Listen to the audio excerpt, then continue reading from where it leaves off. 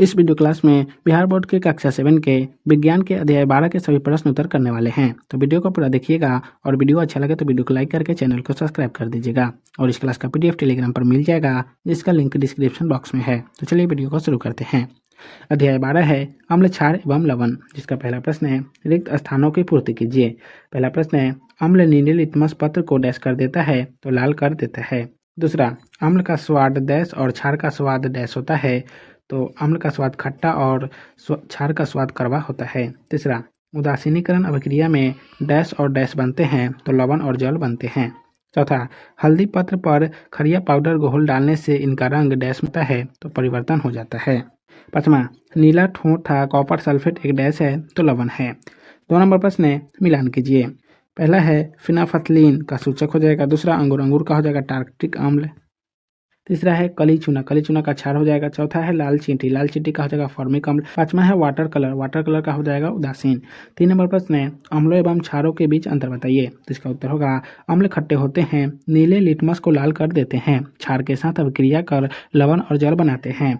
HCl plus NaOH NaCl plus H2O क्षार का स्वाद कड़वा होता है, ये लाल लिटमस पत्र को नीला कर देता है। अम्ल के साथ प्रक्रिया कर लवण और जल बनाता है, HCl plus NaCl plus H2O।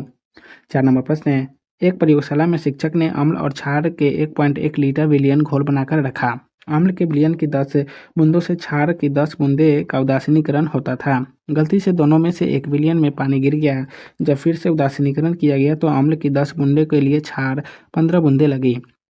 बताया कि पानी किस घोल में गिर गया और कितना पानी गिरा होगा। तो इसका उत्तर होगा पानी क्षार में गिरा, क्योंकि अम्ल को उदासीन करने के लिए ज़्यादा क्षार की आवश्यकता होती है। 10 बूंद अम्ल को उदासीन करने के लिए 15 बूंद क्षार लगते हैं। तो 1 बूंद अम्ल को उदासीन करने के लिए 15/10 बराबर 1.5 बूंद, अर्थात 11/2 गुना अधिक क्षार लगते हैं। तो 1.1 लीटर गुने 3/2 बराबर 11 गुने 2/10 गुने 2 बराबर 33/20 बराबर कितना है 1.65 लीटर, अर्थात 1.65 माइनस 1.1 बराबर 0.55 लीटर पानी गिरा होगा। 5 नंबर प्रश्न है ऐसा क्यों होता है, जिसका पहला प्रश्न है जब आप अति अम्लता से पीड़ित होते हैं तो प्रति अम्ल की गोली लेते हैं। इसका उत्तर होगा अम्ल की मात्रा बढ़ जाने पर हमें प्रति अम्ल की गोली अर्थात क्षारीय गोली लेनी पड़ती है, ताकि अम्ल के क्षार उदासीन कर सकता है।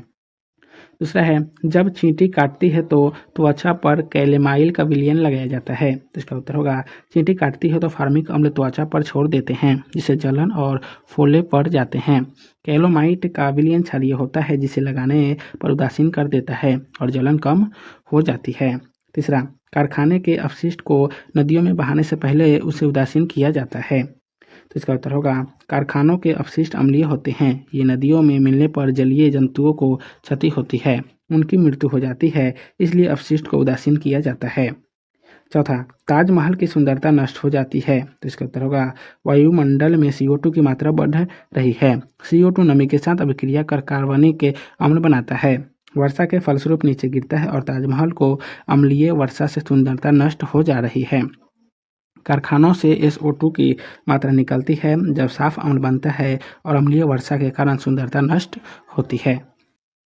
6 नंबर प्रश्न है उदासीनीकरण की प्रक्रिया को 2 उदाहरण देते हुए समझाइए। तो इसका उत्तर होगा विलयन जब न तो अम्लीय होता है और न क्षारीय तो इस क्रिया को उदासीनीकरण कहते हैं। जब हाइड्रोक्लोरिक अम्ल में सोडियम हाइड्रोक्साइड डाला जाता है तो एक नया पदार्थ बनता है, जो न अम्लीय होता है और न क्षारीय लवण बनता है, अतः यह उदासीनीकरण क्रियाकरण है। इसी प्रकार जब चूने जल में सल्फ्यूरिक अम्ल मिलाते हैं तो कैल्शियम सल्फेट के लवण बनते हैं, जो न अम्लीय होते हैं न क्षारीय। बने दोनों लवणों में जब सूचक डालते हैं तब उसका कोई प्रभाव नहीं पड़ता और तब कहते हैं कि लवण उदासीन है। 7 नंबर प्रश्न है 3 बोतलों में अम्ल, क्षार और उदासीन विलयन दिए गए हैं, परंतु इन बोतलों पर विलयन का नाम नहीं लिखा गया है। हल्दी पत्र द्वारा विलयन की पहचान कैसे करेंगे। तो इसका उत्तर होगा तीनों बोतलों पर A, B और C लिखकर चिपका देते हैं। बोतल ले लेते हैं, उसमें हल्दी पत्र डालते हैं। अगर कोई परिवर्तन नहीं होता है तो समझते हैं कि अम्ल। बोतल B में हल्दी के पत्र डालते हैं तो यदि रंग परिवर्तन लाल हो जाता है तो बोतल में क्षार। अब C बोतल में हल्दी पत्र डालते हैं तो कोई प्रभाव नहीं हो तो वह उदासीन है या अम्ल कहना मुश्किल है। अतः A और C में विलयन की जांच लिटमस पत्र डालकर करते हैं। यदि नीले लिटमस पत्र डालते हैं जिससे बोतल में लाल हो जाता है वह अम्ल और जिस पर प्रभाव नहीं पड़ता है उदासीन विलयन है। 8 नंबर प्रश्न है, क्या आसुत जल अम्लीय, क्षारीय या उदासीन होता है? आप इसकी पुष्टि कैसे करेंगे? तो इसका उत्तर होगा, जब आसुत जल में नीले लिटमस पत्र और लाल लिटमस पत्र डालकर देखते हैं।